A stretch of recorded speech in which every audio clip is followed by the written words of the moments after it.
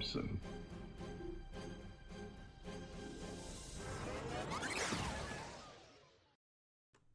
Good evening. Welcome to WBHM Digital Broadcasting. We are out of Birmingham, Alabama.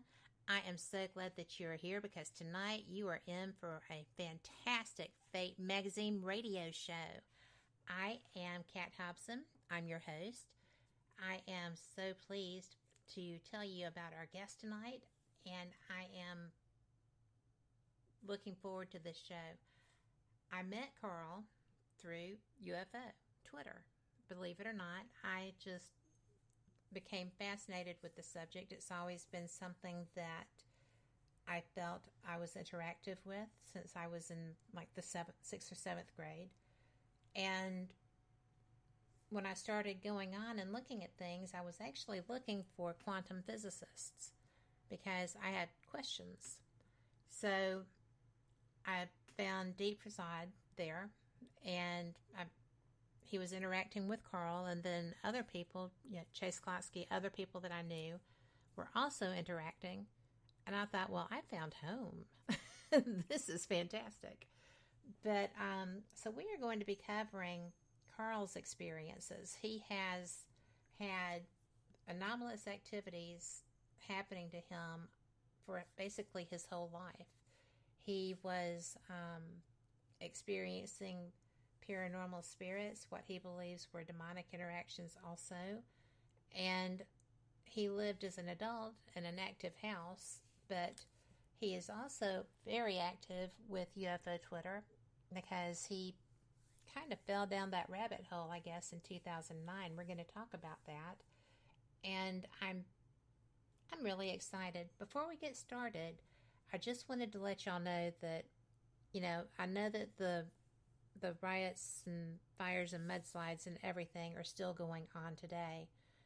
And if you can just give positive energy towards all of these things, I have spoken with one of my friends who was being evacuated. She said that all of the major fires are contained. So that's a positive. That's a fantastic positive.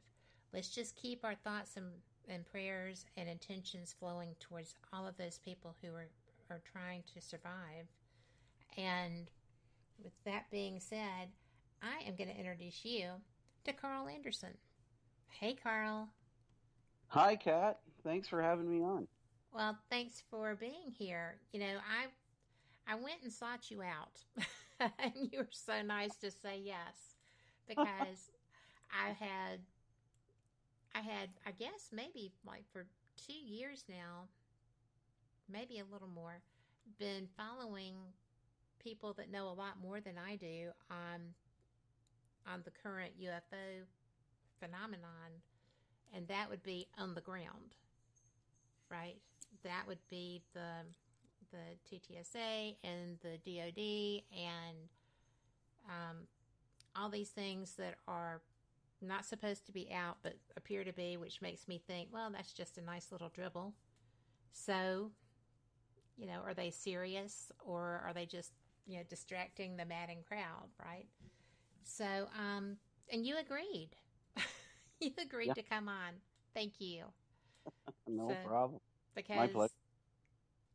I love this topic, and I really enjoyed discussing it with you and everyone else too. As I said, there's so many people who know so much more than I do, and you do a very good job of kind of mediating, and even if you don't, I think, really mean to be, you kind of keep everything moving forward when it starts to kind of like get the strands popping out. So yeah, yep, it's a real polarizing topic, that's for sure. It really is. You're dealing with people's perspectives, different perspectives, backgrounds, whatnot, and it can make people, you actually start getting really irate with each other, and when that happens, it's kind of a loss for everybody because it shuts the conversation down. Mm-hmm. And I really try. I just about do anything I can to get two sides. They can have polar opposite opinions, but I want them. Like if two people go in with a conversation and they have two so different opinions, if they can both walk away without fighting, both will take away something. And when they join into another conversation, they'll bring that to that conversation. But when you get conflict and, well, I'm right and that's it, like this is how it is. It's not like with UFOs. It's our technology. It's not something alien, or it's alien. It's got to be that. And when you do that, you dismiss everything else. And I think the open mind is the biggest tool you can use in this whole quest. I would agree with that. And, you know, when we're in that genre, we are dealing with very educated individuals in large part. You also Oh, have people who probably aren't aware of times they've been wrong. you know, I mean, there's a yeah, lot of, and very well deserved self confidence in this group of individuals. So it is okay. hard because there is, to a degree, you can't have achieved the level of education and work history and basic knowledge that these people have and not be fairly confident in your own opinions. Absolutely. You've got great people like you mentioned, Deep Prasad. Mm-hmm. He's an awesome guy. Like, and he's so intelligent. I mean, I don't even. To me, I'm just consider myself a Twitter guy, and he's like, he knows about quantum computing and things like that, and he's got such a great insight and a fantastic attitude and a I love great the sense. attitude. Yeah. Oh yeah, yeah, and you got the real heavy hitters like Richard Dolan, and he's done so much. These guys are in their own right. I just have so much respect for them. Like Mm-hmm. they've been out there so long, and they've done so much work. And he's so well spoken. He's has more education than I'll ever know, and I know that. But I think if you look at it, everyone, if we all just listen to each other and be tolerant, everyone has something to contribute to this. It won't be someone's magic formula that figures this phenomenon out. It'll be a conglomeration of so many experiences, and science too. But I think that it's really the attitude that we have to listen to each other and be intolerant. Be as tolerant as you can be. There's some people that like do go on social media and they go on there simply to egg on a fight. And as soon as I Yes. see that, I don't engage. What I'll do is I'll try and actually get them to calm down a little bit. And sometimes some of the worst ones that come on with their fists swinging, if you kind of just hear them and just a little bit of respect, sometimes they come around, and then they still have something to offer. I really believe that. So it's just keeping an open mind, and I think that's really the key. Well, it is. And, you know, I've seen those individuals come to, and it's almost like they're scared because they've had an experience and they're seeking answers, or they're angry because this is just a bunch of gobbledygook and why are you even addressing this seriously? You know, there's not a lot of in between for the reasons that they show up. But either Hmm. way, they're scared or frustrated. And that does lead to some pretty strong emotions and pretty strong words. And Well, yeah, exactly. and I've seen you diffuse those situations. I really admire that. That's what I think my part more than anything. I'm not really a great historian or anything on the whole subject. I get most of my information from my documentaries I've watched.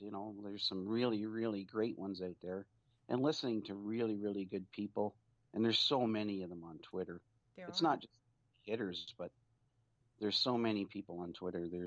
That is just, I got on there and it just, to me, it's, you know, you can really learn a lot you know, about how people are reacting to the phenomenon we call it the phenomenon.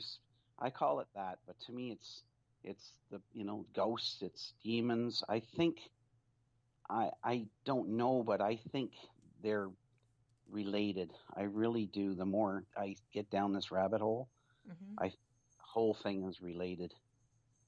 I would tend to agree with that. And there seem to be more people coming to this thought process. Why do you feel that they're related? Um, I think that it's I would say probably in the way that it seems to fleet being, like overt. It doesn't like to be, it likes to hang out in the shadows. There's a commonality right there. It can be, it can be malevolent to some, it can be great to others. And same with UFOs and spirits seem to be the same way.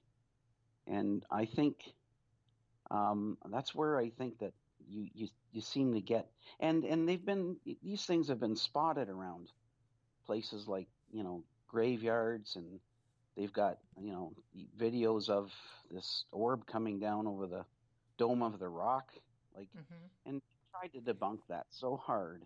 And that was such a public phenomenon. Exactly. You can't debunk it.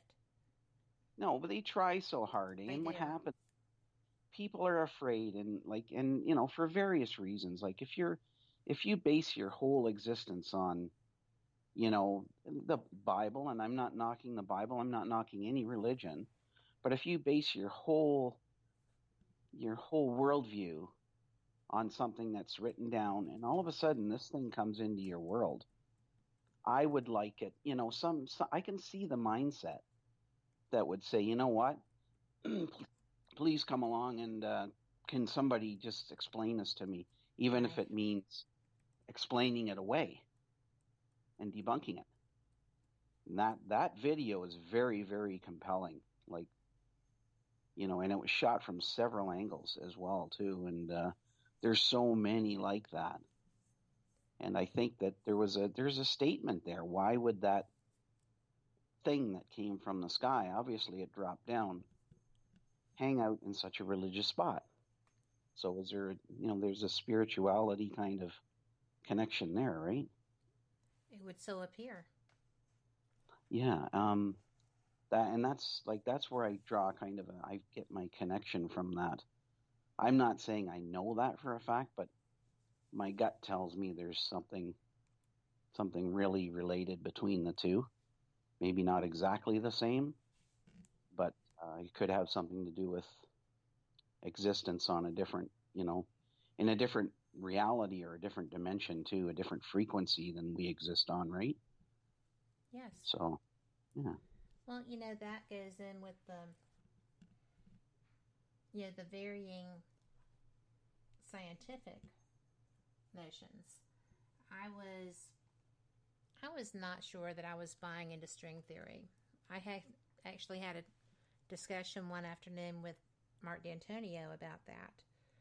And I felt like, we were actually talking about ghosts. And, he's like, well, I just think that it's interdimensional. I said, really? How so? And he said, well, you've got all these little, strings of, dimensions sitting there, and this just pops out. I said, well, that's a great idea. What about residual hauntings? The things that recur at the exact same time with the exact same behaviors that are not random at all. And so that took a minute. Because he's another... That's fly in the ointment, isn't it? Well, and he is fantastic. And, he is... he was funny because he was so sure. Mm-hmm. And he's very supportive. He explains the things to me that I don't, always get. But he's awesome.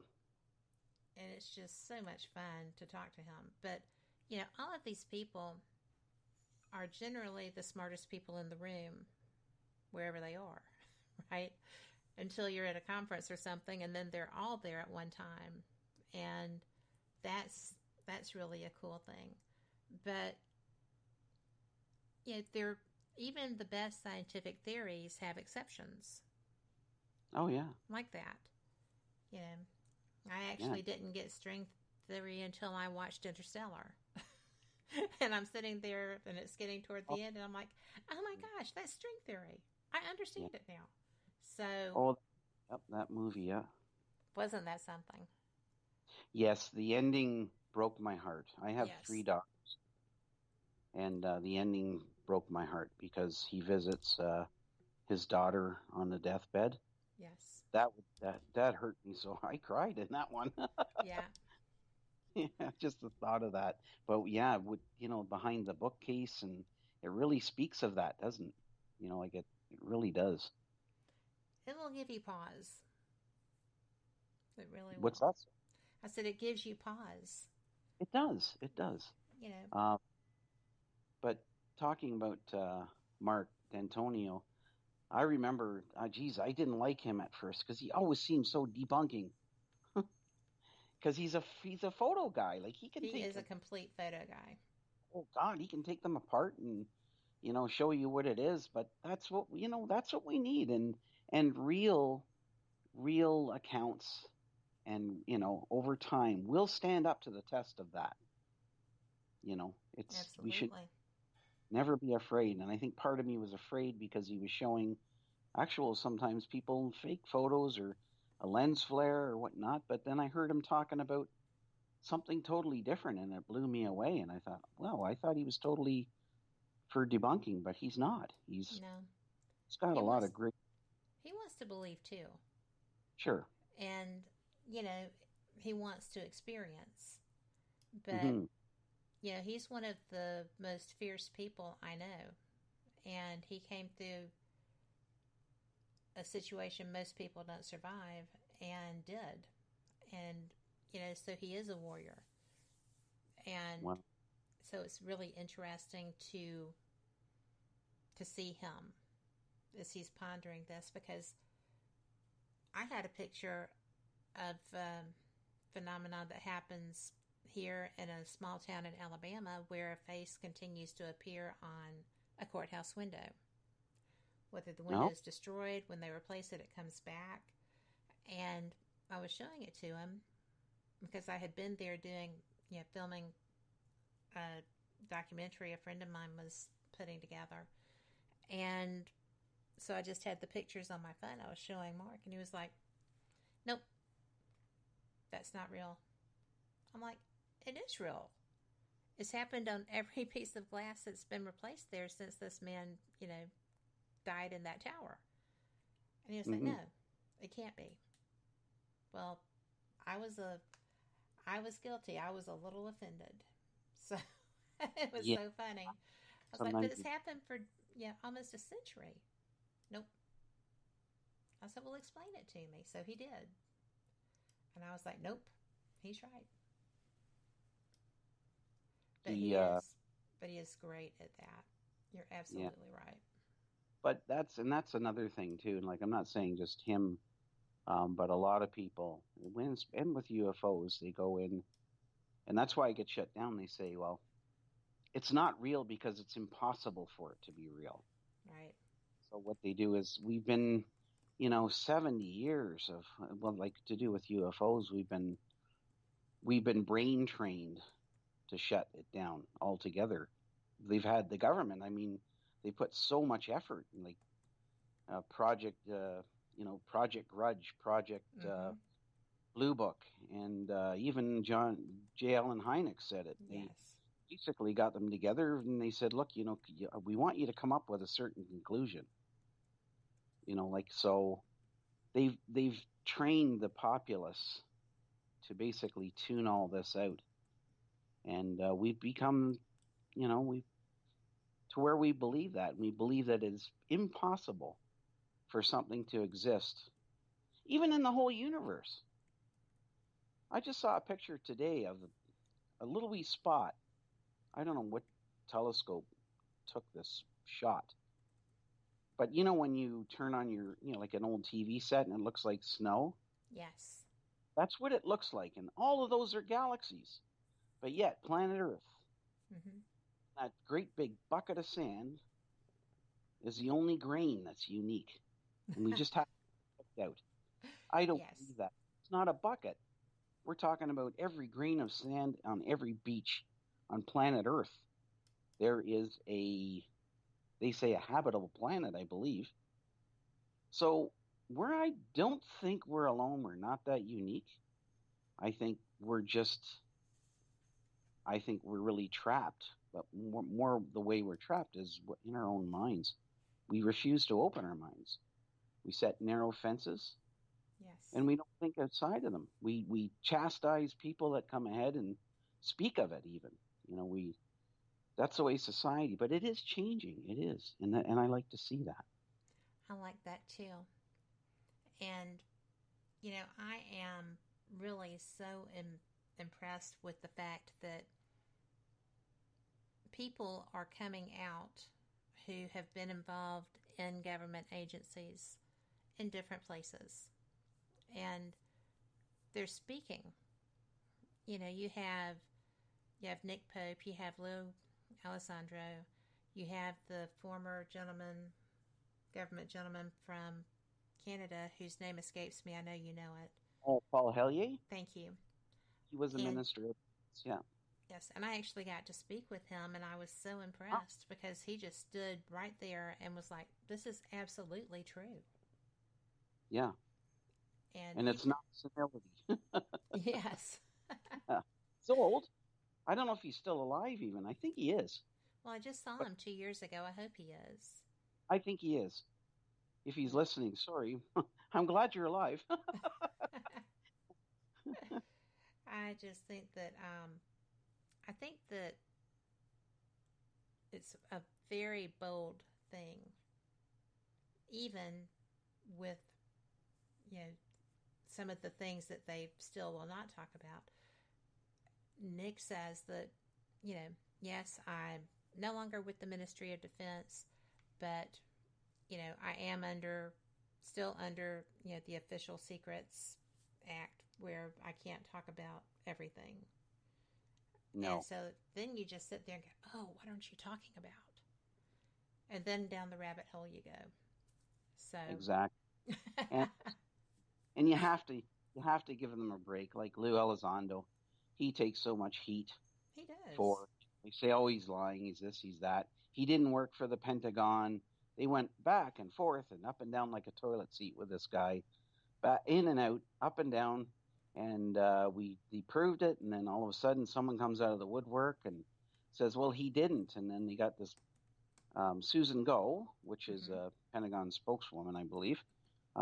She says, "Oh well, he didn't," and they finally got to admit it, and they actually publicly admitted it. So they're saying that's what I tell people. Your government is telling you, well, oh, by the way, we'll tell you now because you forced us into a corner to tell you the truth, but all along we actually were lying. Oh, sorry.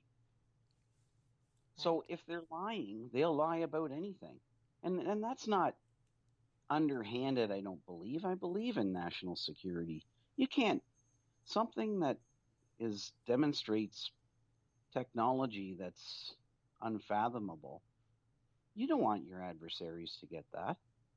These guys are that sign these NDAs. They're, you know, it's not only threat of losing their pensions and their livelihood and everything else. It's their word.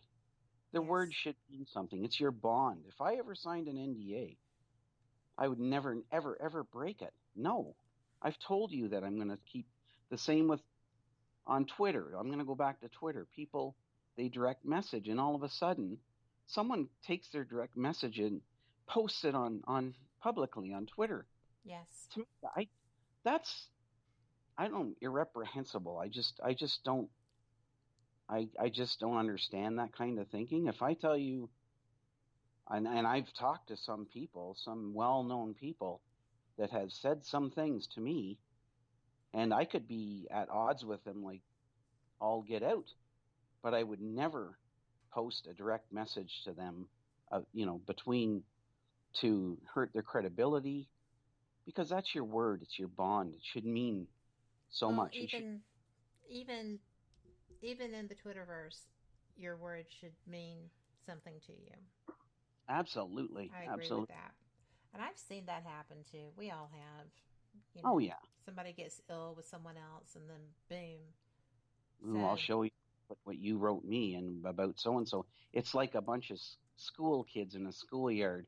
Do you know what she said about you? Well, I'm going to put you on my side because, and you know where that gets us? It gets us back to square one. We don't talk. We're angry with each other.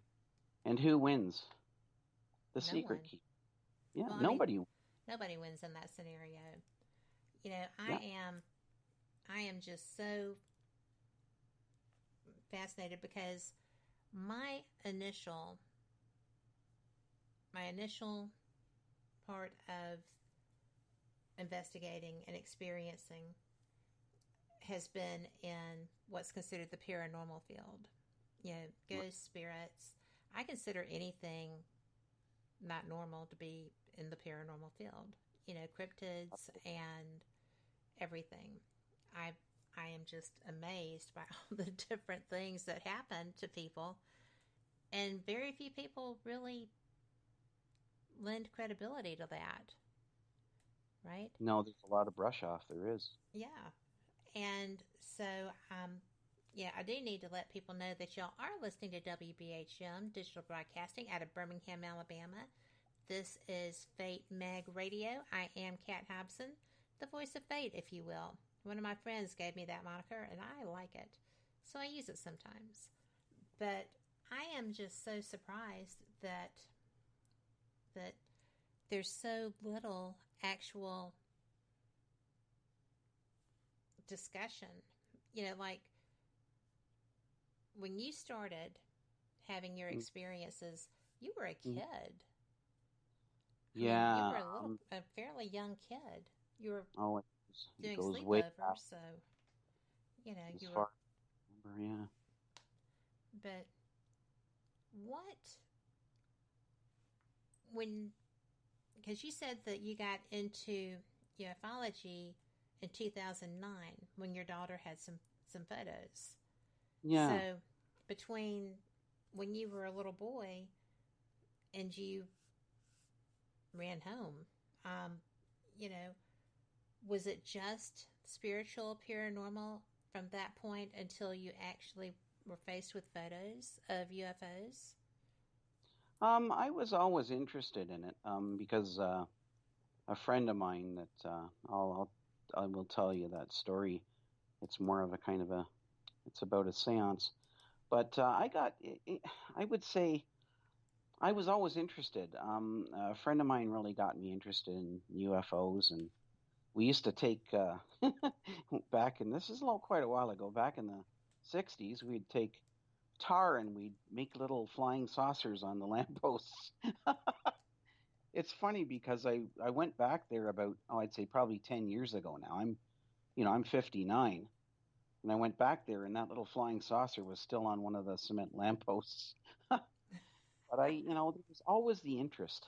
I saw I remember coming out into the street one night and I think it was five um they were orange balls. They were quite a ways up, be a few thousand feet anyways, and they went from one side of the horizon to the other with no sound and very, very fast and perfect formation. And I thought to myself, well, what is that? And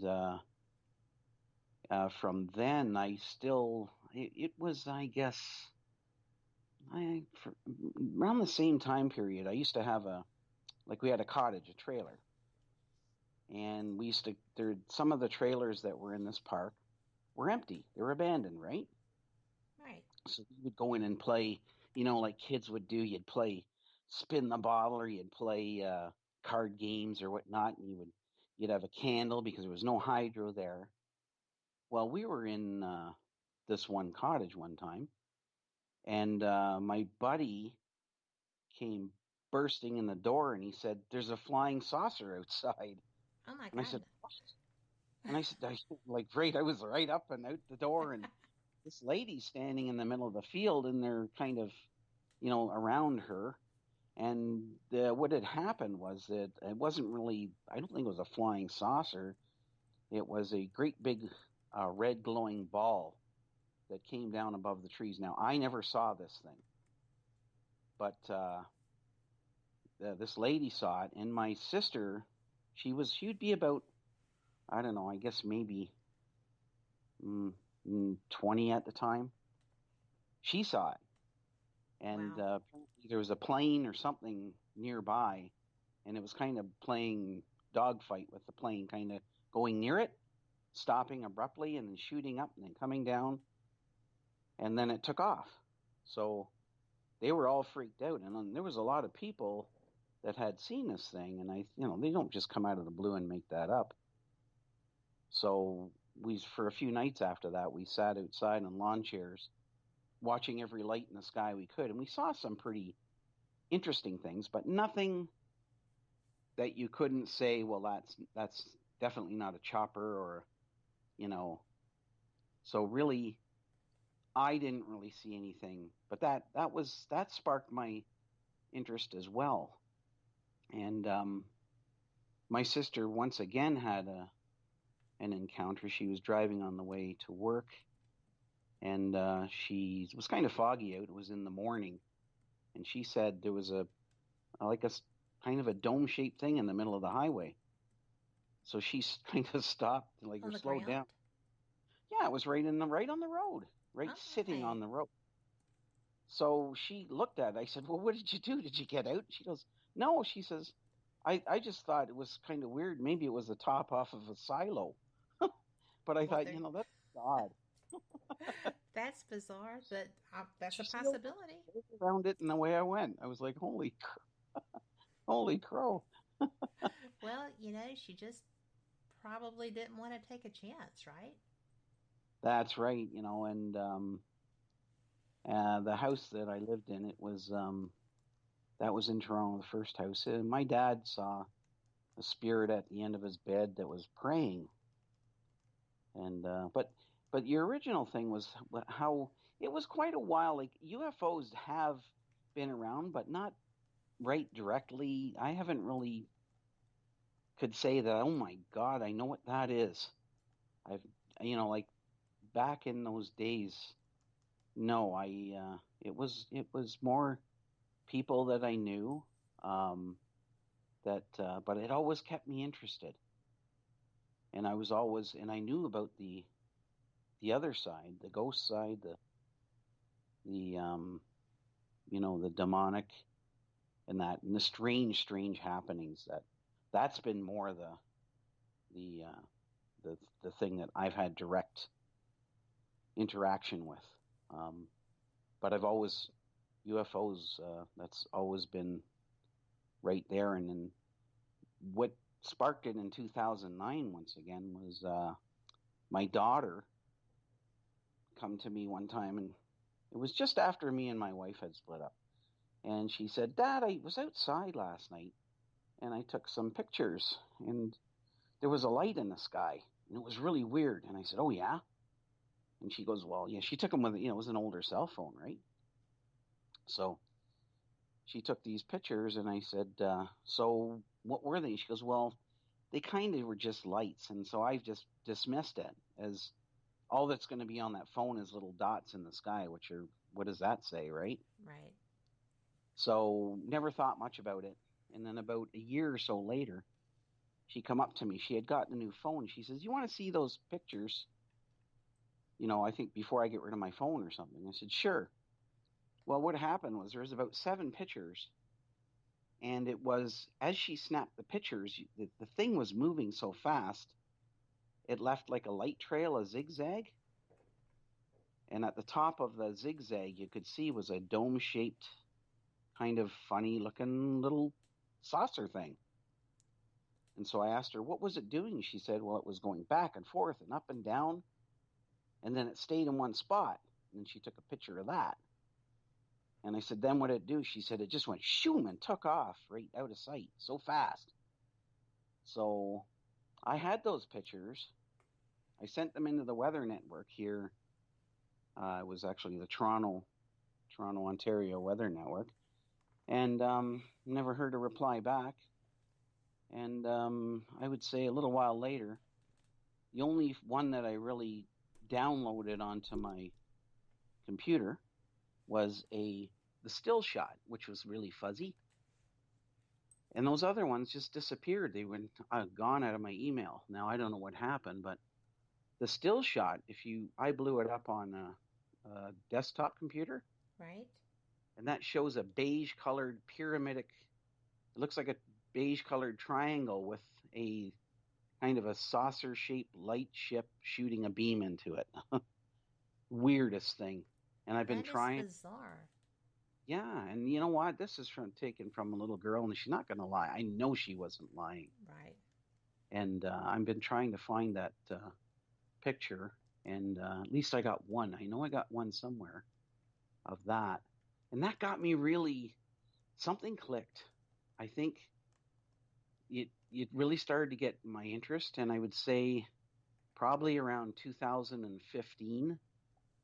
I woke up one day and it was almost like someone put a chip inside my head and switched the on switch. And it became, sad to say, like an obsession. Right. I got to find what this is. And it has not shut off since. It's like there is a purpose to it. I can't tell you what it is, whether it's to wake people up, whether it's to, I don't know what it's about. But I follow it, and that's why I'm on Twitter so much with it, and trying to keep the conversation going.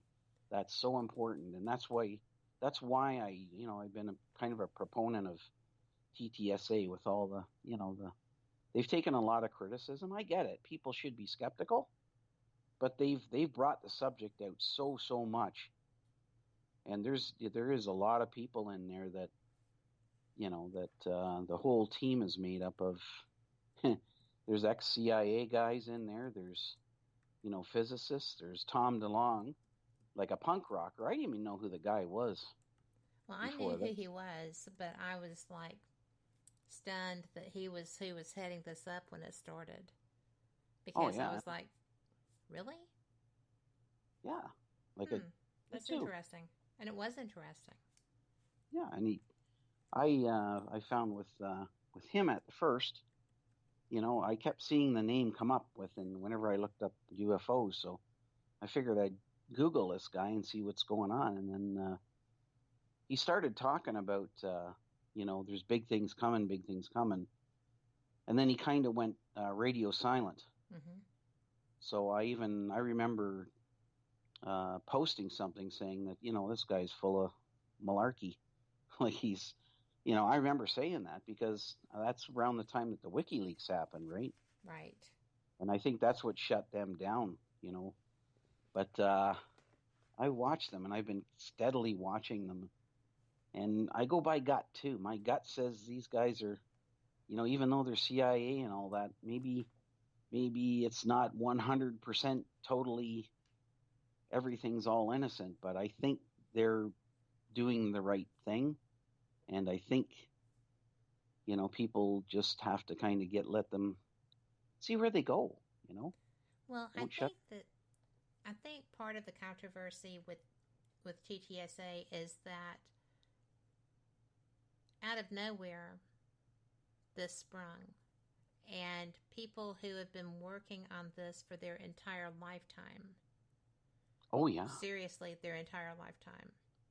Yeah. Were never given access. People who are considered to be leaders in this field were never given access. And the fact that now they're presenting as the threat, not interactive, but a threat.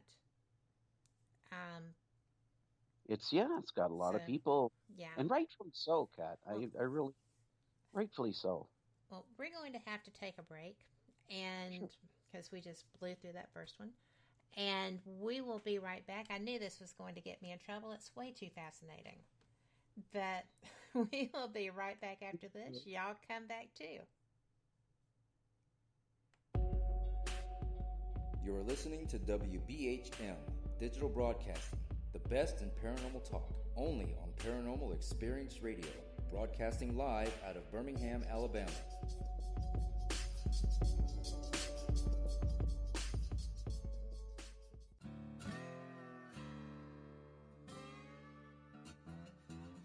Oh, come on. I'm Southern, but... Nope. That'll do. Hello. I am Kat Hobson, host of Paranormal Experience here on WBHM Digital Broadcasting out of Birmingham, Alabama. I enjoy having guests from all areas of the paranormal, from ghosts to ufology to cryptids and beyond. You'll find some of the best researchers in their fields bringing you some great information. Join me on Wednesday nights from 8 to 10 p. Eastern here on WBHM Digital Broadcasting.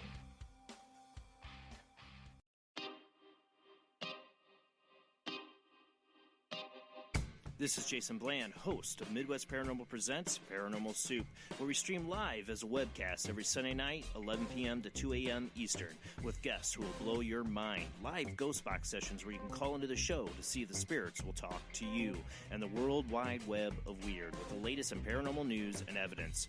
We're bringing the weird every Sunday night, 11 p.m. to 2 a.m. Eastern on our Facebook page and YouTube channel. Don't forget to follow and subscribe.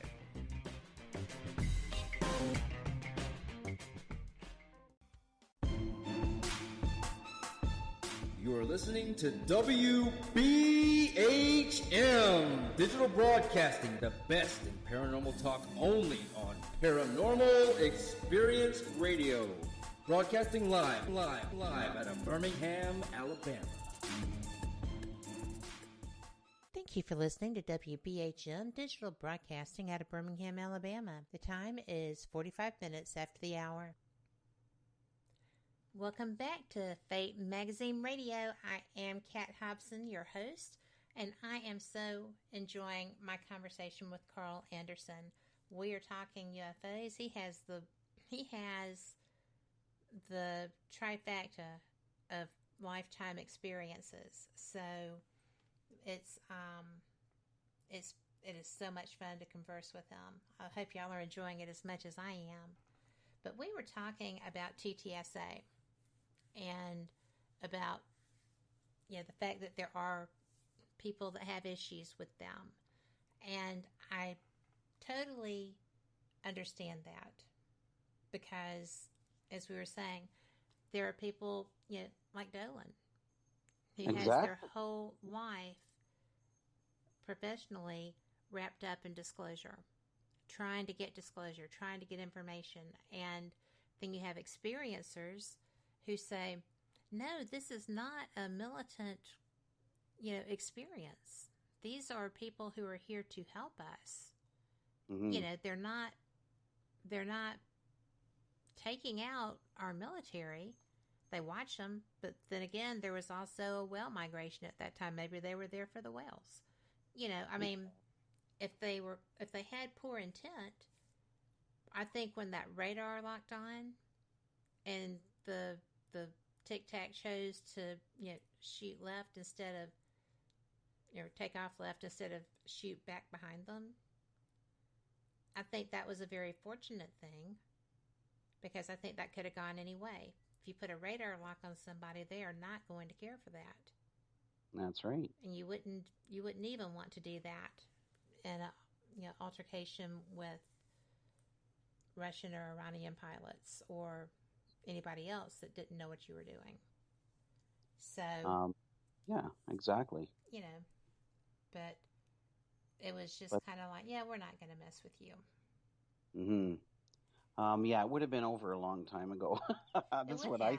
If they were truly, I'll give you my take on the threat angle that they've come out with. I think this is just my opinion. Okay. But Congress and governments aren't really into what people think they've seen or their beliefs, what they've experienced. But one thing, and you have to admit this in today's society, you go to work and you say that there's a hinge missing off the door, and you let your boss know by email that door is going to fall on someone and hurt them one day. By golly, he's right on it nowadays because of litigation. So I think with TSSA, what they've done is they've come along with this threat angle, and it's prompted people in Congress to say, you know what, I ain't going to be the one that's going to ignore this and then have something disastrous happen with an F-18 or whatever hitting something. I want to say something about it, that there is something in our airspace that is a threat to aviation, but to actually to really say that, well, it's a threat, so let's shoot our nuclear or our powder-based weapons at it. That's like, I don't know. To me, that's like cavemen throwing stones at someone with an AK-47. It's just it's such a the technology. I think the technology is there to just probably end the world by whatever this thing is, or they are. So the threat angle, I think, more is for just to wake up government. That's what I think. Like, I think more than anything, because I do believe that even if we don't know it, I think the phenomenon, this is, demonic and all that is all tied in. And I really believe it's schooling us. It's schooling us for development, even as awful as it seems sometimes. If you look at it, even demons, I really don't know when the last time a demon really attacked and hurt a bunch of people, or a bunch of demons got together and did this. It's usually man. Man feeds into this, and then man creates the atrocities. So, and then he says, well, the demons. So I think that whatever it is trying to teach us that we have to start looking at each other and treating each other better, because we can't blame 100%. it. Right? We are responsible for our actions. And, and what you were talking about with Richard Dolan there, and I get it. Like, these guys have devoted, they're incredibly intelligent and hard-working people. And they have stood up to such ridicule. Oh, yeah. And, there was him and there's Steve Bassett. They did the disclosure. That's huge. That's so huge. Linda Moulton Howe. I mean, there's so many people who this has been their life's work because it matters. Yeah. And to me, yeah, exactly. Like, that's when DeLong come along like that, and you got this punk, thumbing his finger at the world and whatever, and screaming his head off, and all of a sudden he's privy to stuff that they could only imagine. But I think the reason behind that is they weren't looking. They wanted to build a bridge. They know that this is going to come out somehow because of the internet. Yes. So they wanted to get the most painless way of doing it. So what I think it is, and they can disagree with me, but I think a lot of it is control of a narrative. Well, sure. You can't just let this stuff out and say, by the way, my uncle was a general, and he, was, back in 1947, and he beat the crap out of someone that said they saw a flying saucer. You can't just, because everyone's going to be like, get your torches and pitchforks, and that you can't do that. You have to present it, and it's as underhanded as it sounds. This kind of information, if they, and obviously it is kind of a drip feed to me. If it's let out without a narrative, you're going to have people, you think the rioting in the streets is bad now, you're really going to have them. They'll be going right after the government. They have to control the narrative. It's the only responsible thing to do. Well, that's a great thought, but they can only control the narrative so long as there is not a mass global sighting. That's like, look what happened in Phoenix. There you go. Yeah. That's always a possibility, eh? Do you ever think that there's some kind of a communication between, governments and the actual beings or whatever? I do. I'm convinced of it, because the whole thing is just too much. there've been so many discussions of government, not full government, okay, but government players involved in interaction from Churchill's period currently. I mean, we have two ex-presidents who had UFO experiences. Ronald Absolutely. Reagan and Jimmy Carter. So, it's just, Shelley in chat says that she thinks the government communicates with them. So, otherwise, we would have already been trying to do something. I mean, they went and shut down nuclear weapons. We know that. Yeah, absolutely. They literally did that. So, any government that was not communicating with someone who had that capability and had used it would be just worse than what we already think they are. Right? I mean, I mean, that is a serious, dereliction of duty. You would have to find a way to communicate if there were, and obviously they were trying, so they would have made it easy to do. But I do think that there was interaction well before that. Oh, I do too. I think that it's been going on for quite a while. And that's why I kind of think sometimes, and I ask myself this, have we, as a species, been given a mandate? Clean up your act, because if you don't, we will, kind of a thing. Yes. It's the old, that the day the earth stood still scenario. I've heard talk that's actually kind of a little bit of truth to that. So, because in we know that, I mean, if my opinion on it is, if the UFO phenomenon was malevolent and it didn't have our best interest, it would have messed things up so bad before long before this. For something's been there. I think it's been, I don't know why, but it's been kind of hiding. Maybe it doesn't want to interfere. Maybe it's something that we have to learn ourselves to evolve spiritually, and to be a little bit more compassionate with each other and look more or less globally on mankind, and not divide us up amongst race and do everything else. And it's I think it should be uniting, and it I kind of think it is in some ways. Well, I think if people do it correctly, if we were to take this information that we have, we know they're here. There's no longer any doubt that something is here. Okay? So I think that now you have a globally unifying situation where you don't have to just automatically build them as negative, but you can just say, let's see what we can find. Let's see if we can find evidence. If you can, contribute evidence, then let's bring you into the discussion.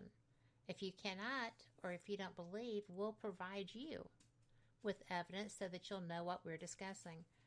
Boom. Yeah. You've got global attention. You've got global interaction. You've got, a global mission to learn and educate yourselves about this. And, you talk to the experiencers, the ones that, are being constantly told, we're here to help you. We want to help you. You're endangering yourselves. Let us help you. Versus the ones that are like, well, they just want to destroy us and eat us. Yeah. They want to hunt us because our adrenaline makes us tasty. No, let's not go there. Nah, I don't believe that. Well, I don't believe that either. Just doesn't make sense. Well, I think that if that were the case, there would be a whole lot more than the people reported missing, and I think that there would be remains. Yeah. And they're not. No, there's a bigger picture, and I think it's we only know, we can only guess and I guess speculate with our our own minds what the overall agenda is with it. But I just don't see the I don't know, this mass attack, or people being like taken up and they pull you all to pieces, and they like you say, the adrenochrome, I believe they call it. Yes. Or after that, and it's this is what they're doing, and I just don't no. I don't think the universe works that way. I really don't. I think the universe is a great big. It's a place to learn and evolve as a spirit. It's to evolve as a soul, and I don't believe that. Why? What's the purpose of like even getting back to demons and that? So the devil wins. Okay, he comes down on earth, and this is what he does. So what are they going to do? They're going to sit there and they're going to growl and snort at each other all day long, and we're evil, we're evil. It does not make sense to me. No, it I think doesn't. Matters. The only all-encompassing power is love. I agree. And it trumps will negative. Yeah, and it just will win. It already has won, I believe. But we have to realize that as people. Yes. That and not buy into the hype. Yeah, and not believe all the. It's fear. There's so much fear being sown these days. Fear sells. Just brutal. Like, yeah. Look what people are going through with the pandemic and everything. And I believe, be wise. Wear your mask. Wash your hands. I work in long-term care. You right front and center with it. Yes. We've been lucky. We've kept it out. But I mean, wear your mask and do your part. But like this, like some of the media and that, they've, like there's no reason to scare the living daylights out of people. Oh, it sells. I mean, it's the next best thing to if it bleeds, it leads. But, yeah. But, we're at the top of the hour, so we have to take our top of the hour break. And I am having so much fun. I am just enjoying this to no end. I hope you are too. Me too. It's awesome. This is a great time to go and, fill up your beverage container, stretch your legs, maybe do a few cartwheels, as Brian Parsons used to say. And we will be back after this. And you know what I always say? It's the news break. I am so constantly hoping for just a little good news, right? Someday, we're going to get that. So we'll be right back. Y'all come back too. Live from NPR News, I'm Janine Herbst.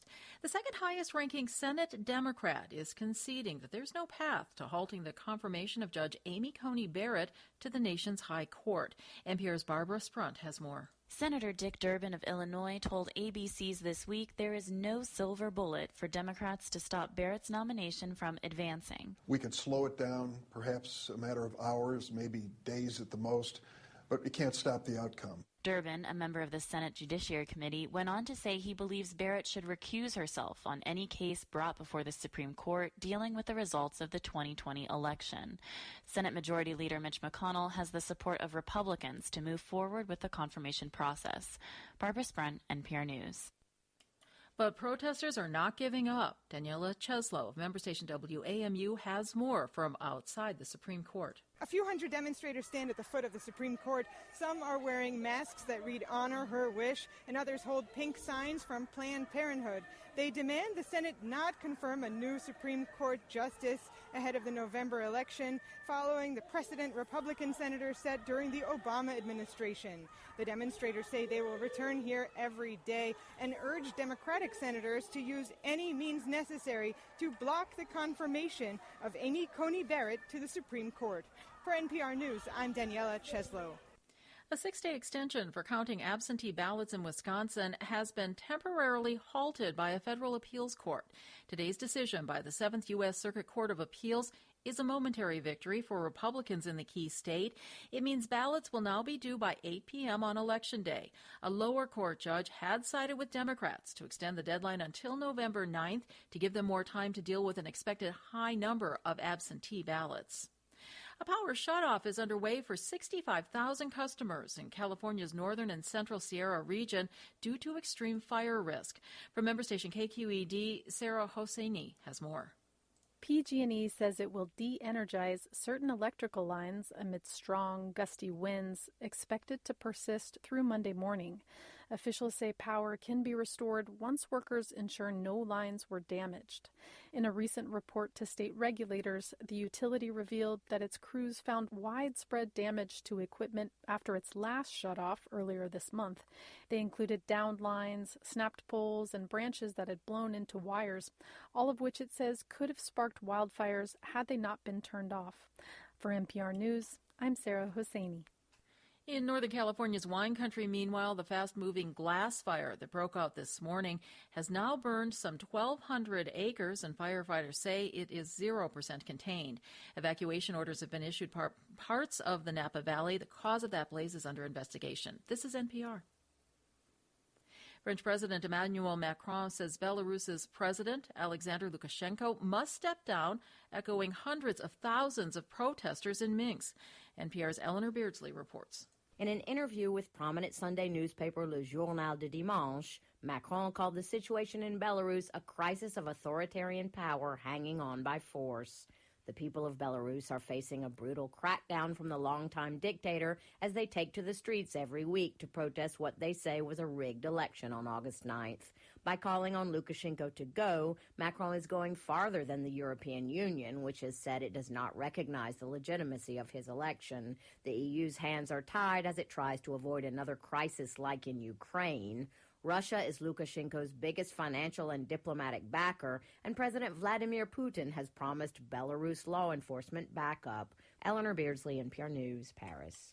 Swiss voters have rejected a proposal by a right-wing party to end a major immigration accord with the EU. Lisa Schlein has more. Switzerland's anti-immigration bill has been likened to Brexit. However, unlike the United Kingdom, the vast majority of Swiss decided they didn't want to get a divorce from the European Union.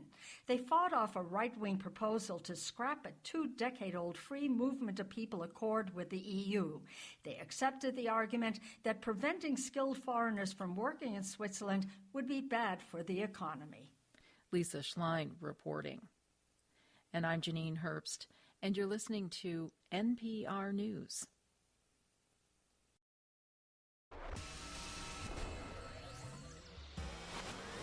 You are listening to WBHM Digital Broadcasting, Birmingham, Alabama.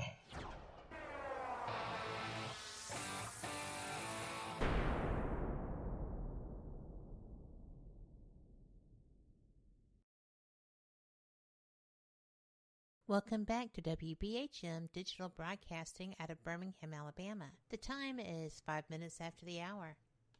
Welcome back for the second hour of Fate Magazine Radio. I am Kat Hobson. I am your host, and I am so glad that you're here. I hope that you got to listen to that first hour because it was amazing. My guest is Carl Anderson. We met each other through Twitter, believe it or not, UFO Twitter. We have had similar experiences. He is someone who I find fascinating. He's kind of like a really terrific, not really a mediator, but he kind of helps people keep focused on the conversation when tempers tend to flare. And there are a lot of really smart, really experienced, knowledgeable people in that group of individuals. And they're pretty much intelligent, I would say. There's some great educations that are being put into play with that. And Carl, you really do a good job of kind of keeping them focused, kind of refereeing maybe. Yeah, I hate to use the word referee. In fact, it's just trying to my biggest thing is Elizondo said it too. Lou Elizondo is yes. The goal is really not so much disclosing anything, which I really don't have anything too much to disclose that not anybody else is privy to, but it's really just to keep the conversation going, yes. to keep people asking questions. And they should be questioning, like organizations like TTSA ask the questions, and just my biggest thing is don't get to the point where you look at something and you just dismiss it. Right. You just say, well, this is bunk. That happens. People do that, and they say, well, the Tic Tac, for instance, the UFO, they'll say, well, that's definitely not ours and it's alien tech. When you do that, you've reached a conclusion before you have really any data. And it fuzzes up what it could actually be. It actually could be something that we don't know. I tend to say no. I think it's something that's paranormal. I think that it's, whether it's aliens or it's interdimensional or someplace else, I don't know. But the thing is to keep that conversation going. Be kind to each other, listen to each other, and keep the topic relevant. Keep asking, keep drilling. Asking your Congress people, or in Canada here, your MPs. As much of a quack as you might sound, eventually you will break through. Yes, you do. And I don't ever really mind wearing that quack hat. I was privy to information coming out of the South American research labs back in the 80s when I worked for a cancer organization. And the things that we use nowadays as standard practice with varying cancers was written off